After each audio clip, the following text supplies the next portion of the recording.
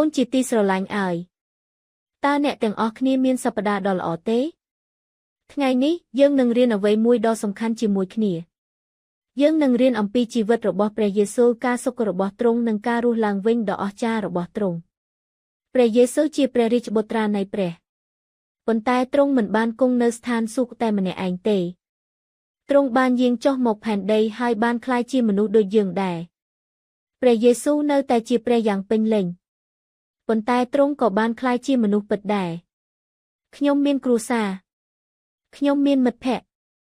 ខ្ញុំមានអារម្មណ៍រីករាយទុក្ខព្រួយនិងសេចក្តីស្រឡាញ់ដូចយើងដែរ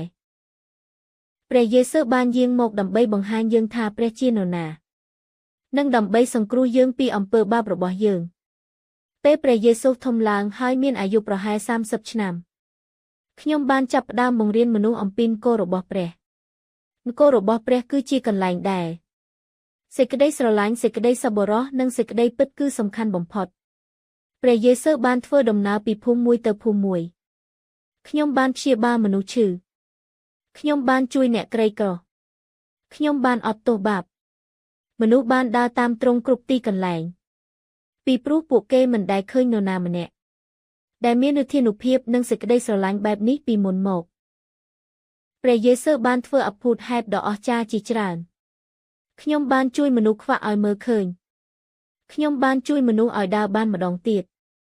ទ្រង់បានធ្វើឲ្យព្យុះស្ងប់ស្ងាត់ដោយព្រះបន្ទូលរបស់ទ្រង់ខ្ញុំថែមទាំងបានប្រោសមនុស្សស្លាប់ឲ្យរស់ឡើងវិញប៉ុន្តែព្រះយេស៊ូវបានធ្វើច្រើនជាងអភូតហេតុទ្រង់ក៏បានបង្រៀនមនុស្សផងដែរខ្ញុំបានប្រាប់រឿងខ្លីដែលហៅថារឿងប្រៀបធៀបដើម្បីជួយមនុស្សគ្រប់គ្នាឲ្យយល់អំពីសេចក្តីស្រឡាញ់របស់ព្រះយេស៊ូវមានបន្ទូលថាចូលស្រឡាញ់អ្នកជិតខាងរបស់អ្នកអត់ទោសឲ្យអ្នកដទៃប្រសិនបើអ្នកចង់ចូលទៅក្នុងនគររបស់ព្រះចូលធ្វើដូចក្មេងតូចអ្នកចុងក្រោយនឹងជាអ្នកដំបូងហើយអ្នកដំបូងនឹងជាអ្នកចុងក្រោយព្រះយេស៊ូវស្រឡាញ់មនុស្សគ្រប់គ្នាសូម្បីតែមនុស្សដែលអ្នកដទៃមិនអើពើក៏ដោយទ្រង់តែងតែមានចិត្តល្អទ្រង់អត់ធ្មត់ទ្រង់តែងតែនិយាយការពិតប៉ុន្តែមិនមែនគ្រប់គ្នាចូលចិត្តព្រះយេស៊ូវទេអ្នកដឹកនាំសាសនាខ្លះបានច្រណែន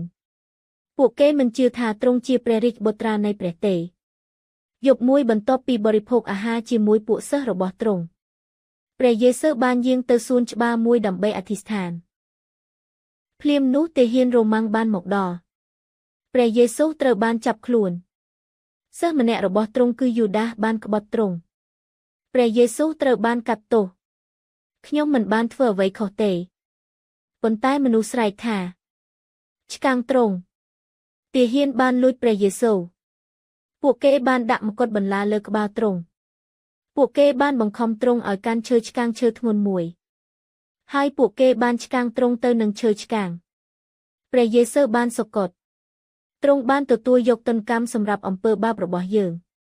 ដើម្បីឲ្យយើងអាចទទួលបានការអភ័យទោសនិងក្លាយជាមិត្តនឹងព្រះម្ដងទៀតសិស្សរបស់ព្រះយេស៊ូវមានការសោកសៅយ៉ាងខ្លាំងពួកគេបានដាក់ព្រះសពរបស់ទ្រង់នៅក្នុងភ្នូរហើយបានរមៀលធ្មធំមួយនៅពីមុខវាមានអារម្មណ៍ដូចជាក្តីសង្ឃឹមទាំងអស់បានបាត់បង់ទៅហើយប៉ុន្តែនៅថ្ងៃទី3អ្វីបានផ្លាស់ប្ដូរស្ត្រីបានមកភ្នូរហើយឃើញថាថ្មត្រូវបានរំកិលចេញទេវតាមួយអង្គបាននិយាយថាព្រះយេស៊ូវមិននៅទីនេះទេទ្រង់មានព្រះជន្មរស់ឡើងវិញព្រះយេស៊ូវពិតជាបានរស់ពីសុគតឡើងវិញ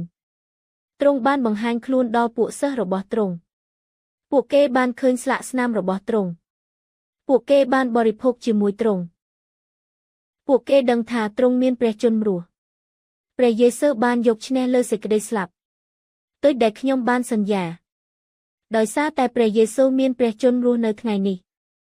យើងអាចទទួលបានការអភ័យទោសយើងអាចមានជីវិតថ្មីហើយថ្ងៃណាមួយយើងនឹងរស់នៅជាមួយទ្រង់ជារៀងរហូត